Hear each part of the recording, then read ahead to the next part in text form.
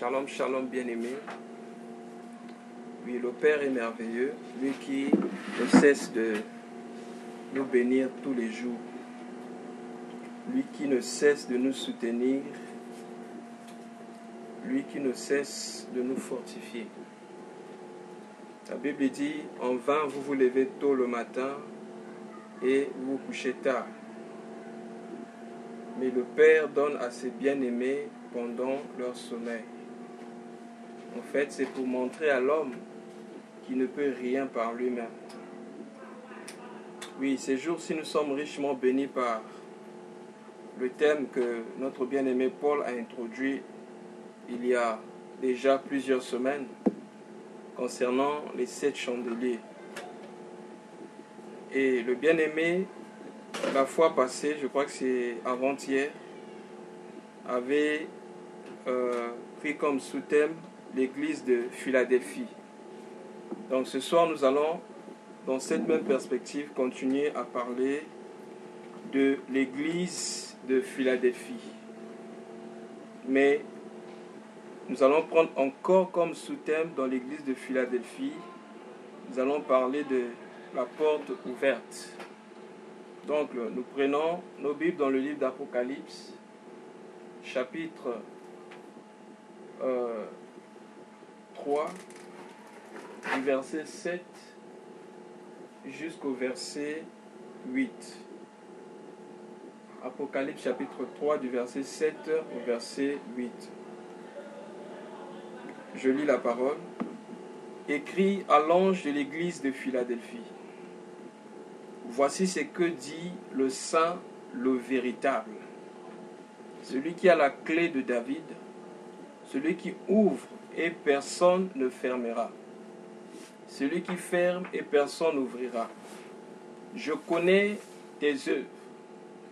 Voici parce que tu as peu de puissance et que tu as gardé ma parole et que tu n'as pas renié mon nom.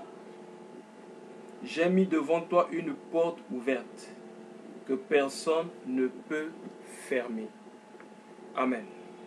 Lorsque le bien-aimé a introduit bien-aimé ce sous-thème, le bien-aimé nous a parlé du témoin, le saint et le véritable. Et le bien-aimé a insisté sur ce caractère de Dieu. Il avait dit, si vous vous rappelez, que Dieu se représente, ou dans la Nouvelle Alliance, le Saint-Esprit, on le présente comme le Saint-Esprit, le caractère saint, alors que lui, il représente l'amour, il représente la fidélité, il représente la bienveillance, beaucoup de choses, mais on a insisté sur son caractère saint. Et le bien-aimé disait que c'est parce qu'il est saint qu'il est amour, c'est parce qu'il est saint qu'il est bonté, c'est parce qu'il est saint qu'il fait tout. Ensuite, le bien-aimé a parlé du véritable. Lui, il est le témoin fidèle, il est le véritable, parce que lui n'a pas fait comme Adam. Lorsque le premier Adam avait mal interprété le message reçu, qui poussa Ève à pécher, mais lui, le second Adam, a donné exactement ce qu'il a reçu du Père à l'Église, afin que l'Église ne tombe pas. Ainsi, l'apôtre Paul le dit, « J'ai peur que de la même façon que Ève fut séduite par le serpent, que vous soyez séduits à l'égard de vous soyez séduits par la ruse du diable et que vous vous détourniez de la simplicité de l'Évangile. » Alors nous prenons le verset 8. Il commence par dire « Je connais tes œuvres ». Je remercie le Seigneur ici parce que, bien aimé, nous remarquons une chose. Lorsque le Seigneur vient, même lorsqu'il a parlé aux églises qui avaient des choses à réprimander, des églises qui avaient des choses qu'elles devaient enlever, le Seigneur commence toujours par reconnaître qu'ils avaient quand même fait des œuvres. Quand on dit « je connais tes œuvres », ici ce sont des bonnes œuvres. Je connais tes œuvres, mais il dit parce que tu as peu de puissance. Donc cette église, naturellement, extérieurement, l'église qui était certainement faible. Il dit, je connais que parce que tu as peu de puissance et que tu as gardé ma parole et que tu n'as pas renié mon nom, j'ai mis devant toi une porte ouverte que personne ne peut fermer. Donc nous allons commencer par la fin et nous allons repartir vers le commencement. C'est-à-dire, nous par porte, ensuite nous allons comprendre que c'est parce que cette église gardait la parole, c'est parce que cette église était impuissante, c'est parce que cette église n'avait pas régné le nom du Seigneur que finalement le Seigneur avait une porte ou a mis une porte devant elle que personne ne peut fermer. Alors déjà pour parler de la porte, le Seigneur Jésus a dit, moi je suis la porte des brebis. Il dit, si quelqu'un entre par moi, il entrera, il sortira et il aura le pâturage. Nous allons prendre dans Jean chapitre 10. Dans Jean chapitre 10, nous allons prendre le verset 9. Jean chapitre 10, le verset 9. La Bible dit, je suis la porte. Si quelqu'un entre par moi, il sera sauvé. Il entrera et il sortira et il trouvera des pâturages. Donc nous comprenons ici, lorsque le Seigneur dit, j'ai mis devant toi une porte, nous savons que cette porte-là, c'est une personne. Alors, ce qui est important et ce qui est bien dans cette dispensation, la porte n'est pas simplement placée au-devant de nous comme cela est représenté, mais la porte est en nous. C'est-à-dire quoi? Lorsque nous sommes en train de marcher, nous marchons déjà avec cette porte qui est ouverte. Gloire au Seigneur. C'est-à-dire que lorsque nous sommes en face de l'obstacle, il suffit de mettre cette porte devant de nous, cette porte qui est au-dedans de nous, nous la mettons au-devant de nous afin, bien aimé, de passer. Ça veut dire quoi? Aussi longtemps que nous marchons avec le Seigneur, aussi longtemps que le Seigneur est en nous, bien aimé, comme information, aucune chose ne pourra résister à notre passage. Aucune chose, bien aimée, ne pourra nous résister. C'est ce que la Bible nous révèle dans la promesse faite à Josué lorsqu'il succéda à Moïse. Nous allons lire ça un peu dans le livre de Josué chapitre 1, le verset 5. Quelle a été la condition? La Bible dit, on va prendre le verset 5, Josué chapitre 1, le verset 5. La Bible dit, nul ne tiendra devant toi tant que tu vivras. Je serai avec toi comme j'ai été avec Moïse. Je ne te délaisserai point, je ne t'abandonnerai point. Il dit, nul ne tiendra, remarquez bien, nul ne tiendra devant toi tant que tu vivras.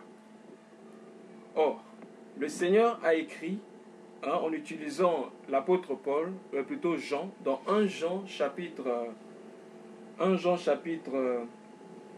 5, le verset 12, la Bible dit, celui qui a le Fils a la vie, celui qui n'a pas le Fils n'a pas la vie.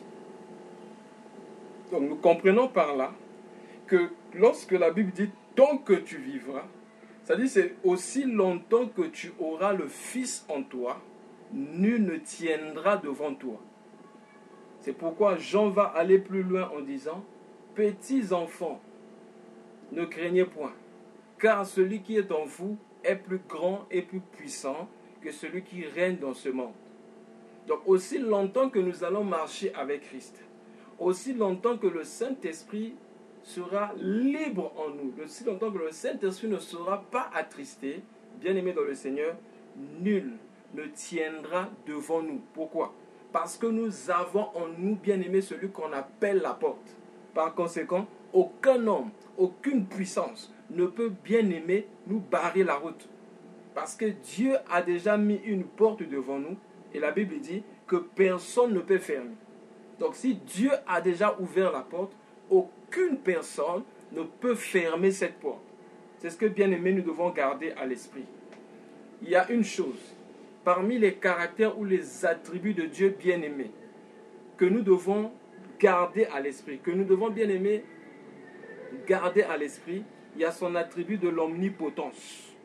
Dieu, dans le livre de Genèse chapitre 17, lorsqu'il se présenta à Abraham, il dit « Je suis le Dieu Tout-Puissant ». Bien aimé, voilà des choses, les paroles qui doivent tonner fort dans nos cœurs. Le Dieu que nous servons s'appelle le Dieu Tout-Puissant, c'est-à-dire qu'il a la puissance sur toutes choses. Le Dieu qui a créé les cieux et la terre. Le Dieu bien-aimé qui a créé tout ce qui existe. La Bible dit « Rien de ce qui existe n'a été fait sans elle ». Cela part de la parole. Le Dieu qui est au-dessus de tout.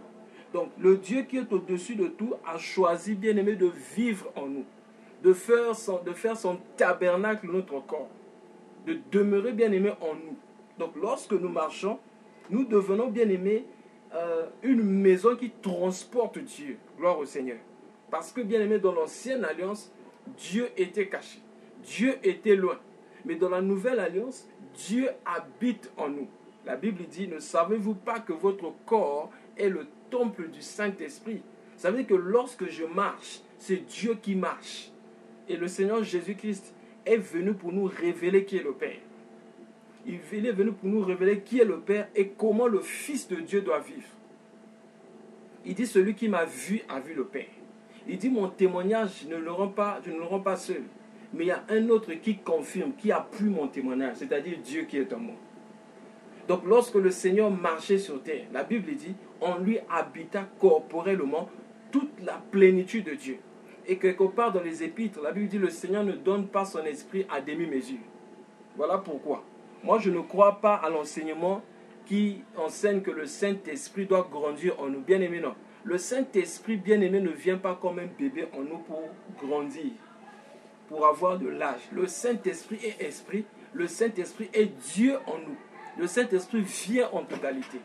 Mais ce qui fait que le Saint-Esprit ne se manifeste pas, c'est parce qu'il y a trop de nous. Quand il y a trop le moi, bien aimé, le Saint-Esprit ne peut pas se manifester. Mais lorsque nous parlons comme Jean qui avait dit, il faut qu'il croisse et que je décroisse, là maintenant le Saint-Esprit commence à se manifester.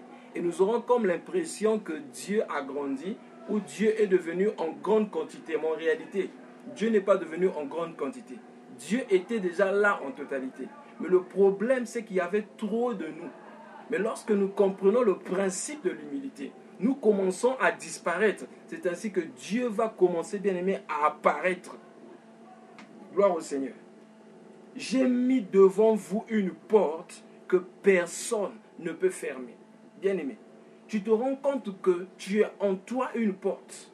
Tu as en toi une porte, que ce soit des choses spirituelles, que ce soit ce qui est matériel, tangible, émotionnel. Dieu a mis en toi une porte ouverte pour avoir tout ce qu'il avait préparé pour toi avant la fondation du monde et que personne ne peut fermer. Qu'est-ce que je veux dire? Personne n'est capable de fermer cette porte si ce n'est toi-même. Toi et moi, nous pouvons bien aimer fermer cette porte par notre incrédulité. La Bible dit que les enfants d'Israël sont sortis de l'Égypte. Bien aimé, en réalité, ils devaient rentrer, bien aimé, dans le pays promis, rentrer à Canaan. Après peut-être 2 ans, les enfants d'Israël allaient rentrer. Mais quand ils sont arrivés à Kadesh Barnea, la Bible dit que Moïse envoya les espions pour aller voir le pays, afin qu'ils fassent leur entrée. Mais qu'est-ce qui s'est passé? Ces gens sont allés là-bas, je vous le donne, bien aimé. Quand Dieu te dit, te le donne, c'est qu'il te l'a déjà donné. Parce que, bien aimé, Dieu est éternel dans l'éternité. Quand Dieu te dit, voici ce que je fais, Dieu l'a déjà fait. Bien aimé, là où l'esprit est déjà arrivé, le corps arrivera. Là où l'esprit a déjà mis son pied, le corps va finir par arriver. C'est comme le Seigneur Jésus. Il montait, bien aimé, lorsqu'il partait dans le bateau, dans la barque avec les disciples. Il avait déjà dit aux disciples, passons de l'autre bord. Maintenant, qu'est-ce qui s'est passé? Pendant que les disciples marchaient, la Bible dit qu'il se leva une tempête au milieu de la mer, au milieu du lac. Il y a une tempête, les disciples ont commencé à crier, nous allons mourir. Bien aimé, qui vous a dit que vous allez mourir? Celui qui a créé les cieux et la terre avait déjà dit, passons de l'autre. Donc, moi, je m'en fous de ce qui va arriver au milieu. Moi, je sais que celui qui a créé toutes choses m'a dit, passons de l'autre bord. Parce qu'il a dit, passons de l'autre bord. peu importe ce que je vais croiser au mur, moi je sais que je suis déjà de l'autre bord. Bien-aimé, c'est ça la foi. C'est une ferme assurance des choses qu'on espère, démonstration de celles qu'on ne voit pas. Parce que Dieu l'a dit, je sais qu'il a déjà fait. Dieu a ouvert une porte. Dieu m'a dit que je vais te faire ceci. Dieu m'a dit que tu vas arriver à tel endroit. Je m'en fous de ce que je vais croiser au milieu. Mais parce que Dieu l'a dit, moi je suis déjà là-bas. Parce que Dieu l'a dit, mon esprit est déjà là-bas. Il reste que le corps puisse arriver là-bas. Or, au commencement, Dieu créa les cieux et la terre. Dieu créa le monde spirituel et le monde physique. Donc, Dieu créa d'abord ce qui est spirituel, ensuite le physique. Si le spirituel est arrivé, le corps, le physique finira par arriver. Mais pour que le physique arrive là-bas, c'est là que nous devons exercer la foi. Les enfants d'Israël ont traîné bien-aimés inutilement dans le désert à cause de l'incrédulité. Pourquoi? Parce que bien-aimé, la majorité avait vu bien-aimé les choses de mauvaises. La majorité, au lieu de voir ce que Dieu était capable de faire, la majorité avait vu ce que le peuple était capable. Écoutez ce que ces gens ont dit. Non, ce peuple, c'est un pays qui tombe. Les fils d'Anak sont des géants. C'est des hommes qui vont nous frapper. C'est des hommes bien aimés dans le Seigneur. Vous remarquez ici, par rapport à cette église, l'une des caractéristiques, la Bible dit, parce que tu as peu de puissance. Voilà celui auprès de qui bien aimé. Cette personne que le Seigneur peut sauver. C'est celui qui reconnaît sa faiblesse. Remarquez la prière de Josaphat. Il y a eu une grande armée. 5 rois se sont réunis pour combattre Josaphat. Mais lorsque Josaphat élève la voix pour demander le secours auprès de l'Éternel, gloire au Seigneur, Josaphat va commencer par dire, ô Seigneur, regarde cette armée. Nous sommes impuissants devant cette armée. Ensuite, Josaphat va dire, Seigneur, auprès de toi seul nous regardons. Mais bien aimé, qu'est-ce qui s'est passé? Ils ont crié à l'Éternel, secours tes enfants. La Bible dit, dès que Josaphat a écouté le prophète, parce que Dieu avait envoyé le prophète pour dire, cette bataille n'est pas vôtre, cette bataille est mienne. C'est pas à vous de combattre, la bataille est à l'Éternel. Et la Bible dit, le lendemain, ils ont commencé, bien aimé, à adorer, ils ont commencé à chanter, bien aimé. Et dès qu'ils ont commencé à chanter, Josaphat avait mis au devant, bien aimé, des musiciens. Dès qu'ils ont commencé à louer, à adorer l'Éternel, qu'est-ce qui s'est passé? Dieu a envoyé un seul ange qui a frappé toute cette armée. Et la Bible dit, quand ils sont arrivés, ils ont vu des dépouilles par terre, ils ont vu des corps par terre. Bien aimé dans le Seigneur. La foi, ce n'est pas commencer à dire merci, remercier Dieu lorsque tu vois l'accomplissement. Bien aimé, notre foi doit nous conduire, bien aimé, à commencer à bénir le nom de l'Éternel, à glorifier Dieu. Bien aimé, pourquoi on parle de sacrifice d'action de grâce? Sacrifice of praise, sacrifice d'adoration, sacrifice d'action de grâce. C'est-à-dire que c'est quelque chose à laquelle tu ne peux pas, bien aimer, dire merci. Mais tu commences à dire merci parce que tu sais avec qui tu marches. Bien aimé, la victoire ne dépend pas de ce que nous avons, mais de celui avec qui nous marchons. Oh bien aimé, lorsque je pense à Gédéon, lorsque l'Éternel apparaît à Gédéon, regarde ce que l'Éternel dit. L'Éternel appelle, bien aimé, ce que l'Éternel avait dit à Gédéon était précis. Il dit, vaillant héros. Si l'Éternel s'était arrêté là, Gédéon avait raison de se plaindre ou de douter. Mais lorsque l'Éternel dit, vaillant héros, l'Éternel dit, l'Éternel est avec toi. Qu'est-ce que cela signifie? Tu es vaillant héros parce que l'Éternel est avec toi. Gédéon, au lieu de voir ce que l'Éternel est capable de faire, Gédéon a commencé à voir ce que lui était capable de faire. Il est allé même plus loin, il a regardé à sa famille. Il dit, ma famille est la plus pauvre en Israël. La maison de mon père est la plus petite maison. Et il va plus loin, il dit, je suis le plus jeune de ma famille. Bien aimé dans le Seigneur. Ce que Dieu va accomplir avec toi ne dépend pas de qui tu es ou de ce que tu as. Mais dépend, bien aimé, de ce que Dieu est et de ce que Dieu est capable de faire. Car dans Philippiens chapitre 4, je crois que c'est le vers 18 là-bas, la Bible dit, l'Éternel, votre Dieu, vous comblera de toutes sortes de bénédictions, vous bénira selon sa richesse. Ce n'est pas selon notre richesse, mais selon, bien-aimé, sa richesse. Voilà pourquoi, si nous passons par des moments difficiles, des moments de confusion, bien-aimés, pensons à ce que Dieu nous avait dit. Vous savez pourquoi Dieu nous montre des choses à l'avance? Quand Dieu te montre ce qu'il va faire, en réalité, Dieu n'est pas obligé, le Seigneur n'est pas obligé de nous montrer ce qu'il va faire dans notre vie. Mais il nous montre ces choses à l'avance afin que nous puissions avoir la foi lorsque nous allons passer les zones de turbulence. Bien-aimé, c'est comme quelqu'un qui a pris un avion, qui quitte un lieu pour un autre lieu. Au ciel, il y aura, bien-aimé, des zones de turbulence. Mais lorsque nous passons par des zones de turbulence, il y a, bien-aimé, l'attitude à prendre. Quelle est notre attitude? Souvent, lorsque nous passons des zones de turbulence. Bien-aimé, dans l'avion, généralement, le pilote dit que personne ne se lève. Attachez vos ceintures de sécurité. Et qu'est-ce qu'il fait? Il change d'altitude. Quand il change d'altitude, le calme revient dans l'avion. C'est ce que nous devons faire. Quand nous passons, bien aimé, par des zones de turbulence, nous devons nous asseoir, c'est-à-dire être en repos dans la présence de Dieu, nous souvenir de ce que Dieu nous avait dit. Si les disciples avaient compris ce principe, ils n'allaient pas crier au milieu de la mer: oh, nous sommes en train de mourir, Seigneur, nous mourrons. Bien-aimé, comment vous allez mourir avec celui qui est dans la barque? Bien-aimé, je vais t'apprendre, je vais t'informer quelque chose. Tu ne mourras pas. Tu raconteras les œuvres de l'Éternel. Dans la barque, il y a celui qu'on appelle la vie.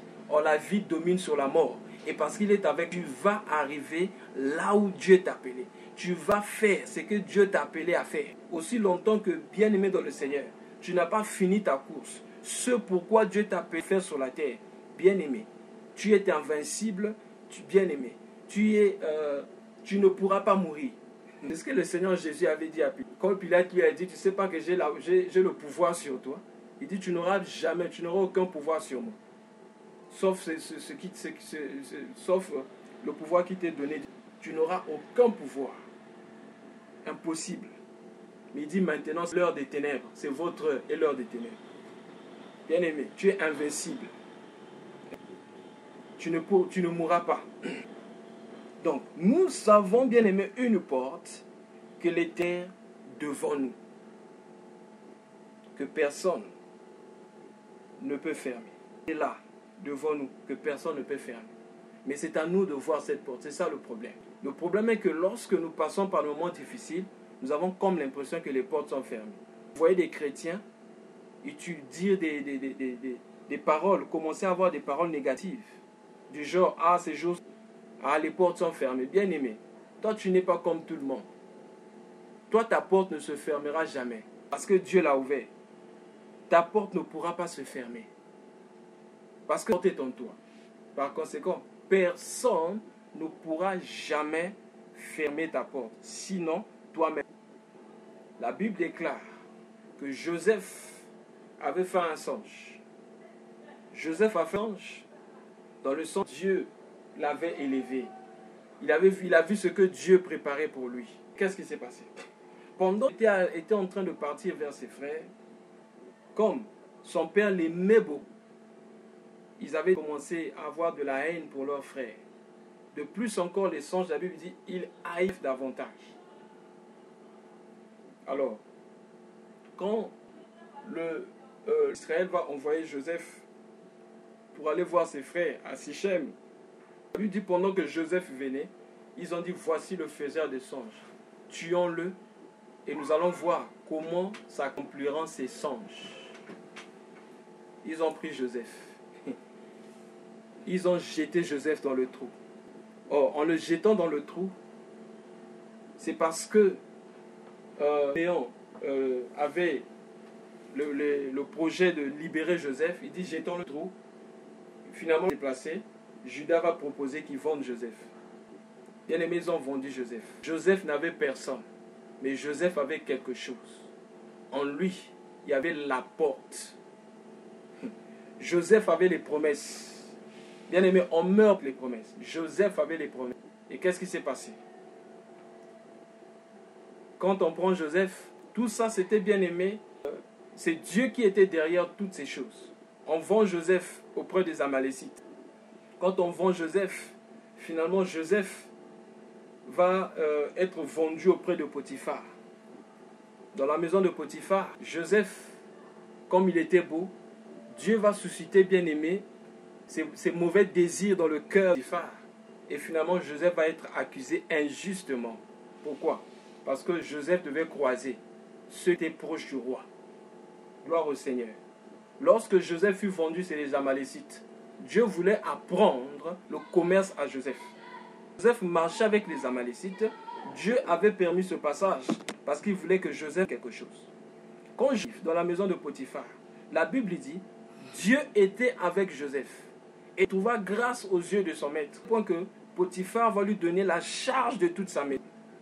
Il lui donne la charge de la maison et Joseph, bien aimé dans le Seigneur. À cause de Joseph, Potiphar commença à prospérer. Et finalement, un jour, la femme de Potiphar, plutôt, ce n'est pas un jour, mais c'était à plusieurs, la femme de Potiphar voulait aller avec Joseph. Mais comme Joseph craignait le Seigneur, Joseph, je ne commettrai pas un aussi grand péché devant le Seigneur. Bien aimé, pendant que nous sommes en train de passer par le désert, il y aura des opportunités pièges, des opportunités, bien aimées, empoisonnées, destinées, bien aimées, pour étouffer notre avenir. Faisons très attention. Dans le désert, nous devons, bien aimé, conserver l'intégrité. Finalement, Joseph va être jeté en prison. Dans la maison de Potiphar, Joseph a appris, bien aimé, le management. Quand il arrive en prison, on dit même que le chef, il trouva grâce aux yeux. Dieu était avec Joseph, il trouvait grâce aux yeux du chef de la prison et il fut nommé au-dessus de tous les prisonniers. C'est lui qui partait tout le temps voir les prisonniers pour savoir comment ils se portaient. Or là-bas, Dieu avait planifié cela parce que Joseph devait être en présence du panetier et Joseph devait être en présence de l'échanson. Et les deux bien-aimés étaient là-bas. Et un jour, les deux vont faire un songe, la même nuit. Quand ils sont réveillés le matin, Joseph va donner l'interprétation des songes. Il dit à l'échanson, dans 3 jours, tu seras élevé. Mais souviens-toi de moi, lorsque tu seras élevé, pour comment recommencer à donner le vin à Pharaon. Mais lorsqu'il a interprété le songe du panetier, Joseph n'a rien dit. Parce que le panetier, il dit, tu vas mourir dans 3 jours. Bien-aimé, pendant que nous sommes en train de marcher avec Dieu, il y aura 2 sortes de personnes, certainement que Dieu mettra sur notre route. Le type de l'échanson et le type du panetier. La chair et l'esprit. Parce que l'échanson, bien-aimé, c'est celui qui apporte le vin. Bien-aimé, cela part de l'esprit. La chair, le panetier, c'est le pain, cela part de la chair. Nous ne devons pas, bien-aimé, nous attacher à la chair. Si nous voulons, bien-aimé dans le Seigneur, arriver là où Dieu nous attend. C'est très important. Les mauvaises compagnies corrompent les bonnes mœurs. Joseph ne s'est pas attaché au panetier parce que le panetier, c'est la chair. La chair doit mourir. Joseph s'attacha à l'échanson. Il dit, quand tu seras rétabli, souviens-toi de moi. Bien-aimé, la Bible dit, quand l'échanson est sorti, il oublia Joseph. Il oublia Joseph parce que Dieu avait permis que cet homme oublie Joseph. Oh bien-aimé, peut-être que Joseph, dans la prison, il se disait, cet homme-là est ingrat. Avec tout ce que j'ai fait pour lui. J'ai exercé le ministère sur sa vie. Oh, cet homme est ingrat. Bien-aimé dans le Seigneur. 2 ans plus tard, Pharaon va faire un songe. Alléluia. Lorsque Joseph, bien-aimé, lorsque le panetier est sorti, lorsque l'échanson est sorti de la prison, Joseph avait 28 ans. Or, le véritable Joseph n'a pas commencé le ministère à l'âge de 28 ans. Et il fallait que Joseph attende 2 ans plus tard pour avoir 30 ans comme le véritable Joseph qui est Jésus-Christ. Qu'est-ce qui s'est passé? Lorsque bien-aimé Pharaon a eu un songe, personne n'a pu interpréter le songe.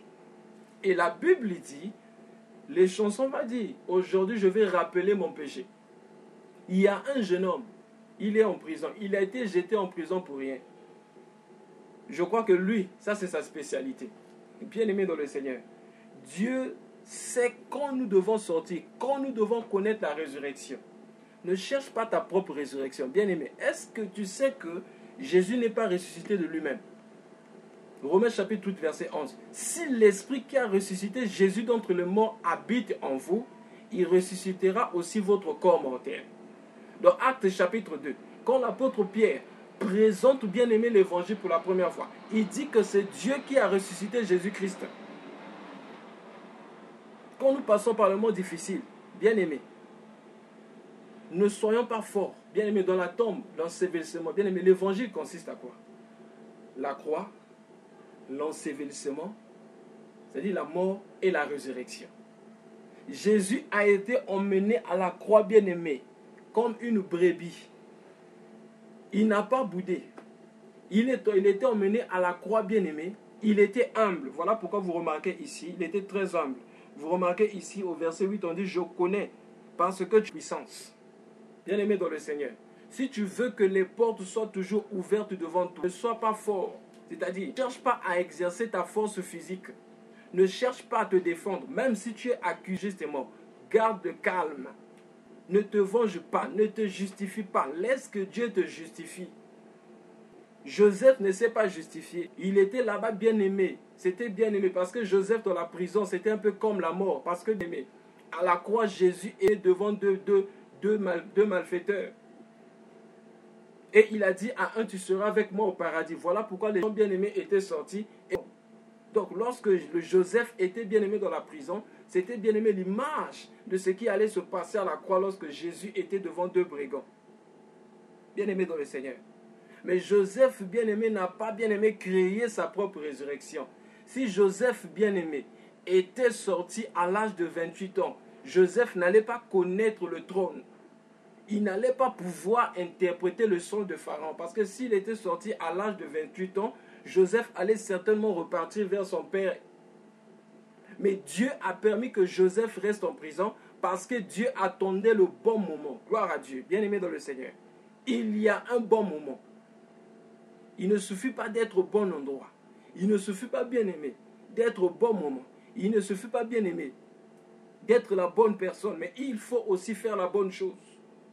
Joseph était la bonne personne, au bon endroit, au bon moment, et il fit la bonne chose lorsqu'il interpréta le songe de Pharaon. Et lorsqu'il interpréta le songe, Pharaon l'éleva. Et Pharaon dit, il n'y aura que mon trône qui sera au-dessus de celui de Joseph. Donc en réalité, Joseph était comme un père pour Pharaon. Joseph était même plus grand que Pharaon. Bien-aimé dans le Seigneur. Dieu dit, j'ai mis devant toi une porte que personne ne peut fermer. Oh bien-aimé, qui peut t'arrêter? Que ce soit au niveau du travail, que ce soit bien-aimé, quel que soit bien-aimé, partout où tu passes, personne n'est capable de t'arrêter. Laisse que les gens puissent oublier, que les gens montrent leur ingratitude à ton égard. Toi, reste calme, demeure dans le silence. Quelquefois, bien-aimé, tu as encore 28 ans aujourd'hui. Il va falloir que tu atteignes tes 30 ans afin que ces gens-là se souviennent de toi. Bien-aimé dans le Seigneur, il dit parce que tu as peu de puissance. Souvent, bien-aimé, nous ratons beaucoup de choses. Les portes se ferment devant nous parce que nous sommes encore puissants. Bien-aimé, Dieu n'aime pas ceux qui sont puissants. Lorsque la femme à la perte de temps était encore puissante, elle avait encore de l'argent, Dieu n'avait pas agi. Mais lorsqu'elle a épuisé tout son argent près des médecins, Dieu dit maintenant là je peux rentrer en action. Elle a entendu que Jésus passait par là. Comme elle n'avait plus l'argent pour aller à l'hôpital, elle dit le seul moyen pour recevoir la guérison, c'est de toucher ses vêtements. Et lorsqu'elle toucha les vêtements de Jésus, bien aimé, la guérison était entrée. Quelquefois, nous n'arrivons pas à avoir des solutions, tout simplement parce que nous sommes encore puissants. Bien aimé dans le Seigneur. Qui doit avoir toujours la porte ouverte? Bien aimé, c'est celui qui est impuissant. C'est celui qui sait qu'il ne peut rien par lui-même. C'est celui qui sait qu'il n'a pas de moyens. C'est celui qui sait qu'il n'a pas de capacité. C'est celui qui met sa confiance totalement en Dieu. Bien aimé, il y a toujours quelque chose pour celui qui met sa confiance totale en Dieu. Car la Bible dit, quiconque comptera sur lui ne sera pas confus. Bien aimé, si nous comptons sur Dieu de tous nos cœurs, Dieu bien aimé va faire quelque chose. On ne va jamais, je dis bien jamais connaître la confusion. Parce que tu as peu de puissance. La deuxième des choses, parce que tu as gardé ma parole. Joseph avait gardé la parole. Même bien aimé dans la maison de Potiphar, où il n'y avait personne qui pouvait remarquer sa sainteté. Joseph avait gardé la parole. Parce que tu n'as pas régné mon nom.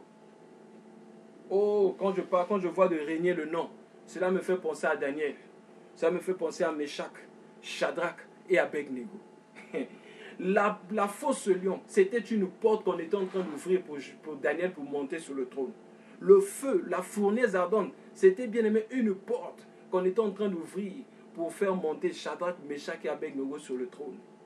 C'est Dieu qui avait permis cela. Mais comme ces gens avaient gardé la parole, bien aimés dans le Seigneur, et ils avaient la porte en eux, voilà pourquoi, lorsqu'ils ont été jetés, bien aimés, dans la fosse lion, dans la fournaise ardente, la Bible dit, lorsque le roi regarda, il dit, mais j'aperçois 3 hommes, alors 4 hommes, alors qu'ils étaient au nombre de 3. Mais je vois un 4e être vivant.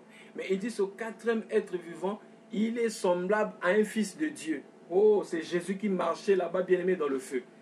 Jésus-Christ, bien-aimé, acceptait que ses pieds soient brûlés, bien-aimé, par le feu, afin que, bien-aimé, Meshach, Shadrach et Abednego soient sauvés. Parce que la Bible dit, le châtiment qui nous donne la paix est tombé sur lui. Voilà pourquoi dans Apocalypse chapitre 1, lorsque Jean regarde, il dit ses pieds étaient comme de l'airain embrasé par une fournaise ardente. Mais ce que j'aime dans cette histoire, c'est que lorsque le roi ordonna à ce que Meshach, Shadrach et Abednego sortent du feu, le 4e être vivant n'est pas sorti du feu.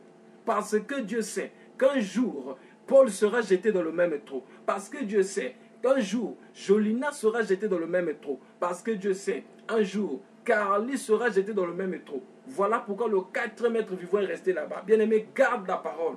Même si on chauffe le feu 7 fois, le feu ne pourra pas t'atteindre. Parce que tu as en toi celui qu'on appelle la porte. Il n'est pas seulement la porte, mais il est aussi l'eau, bien-aimée, qui va éteindre tous les feux, bien-aimés, tous les pièges de l'ennemi. Mais à nous, bien-aimés, d'être impuissants, à nous, bien-aimés, de garder sa parole, à nous de ne pas régner ses noms. Remarquez bien, je recommande le verset 8. Je connais tes œuvres. Voici, quand on dit voici c'est la cause. C'est dit voici, parce que tu es impuissant, tu as peu de puissance. 1. Parce que tu as gardé ma parole. 2. Parce que tu n'as pas régné mon nom. 3. Comme ces 3 choses ont été mises en place, on dit, j'ai mis devant toi une porte que personne ne peut faire. Bien-aimé dans le Seigneur, si nous aujourd'hui, nous pouvons accepter de nous placer en position, c'est-à-dire impuissant, ne plus chercher, bien-aimé, à nous défendre, ne plus chercher, bien-aimé, à venger.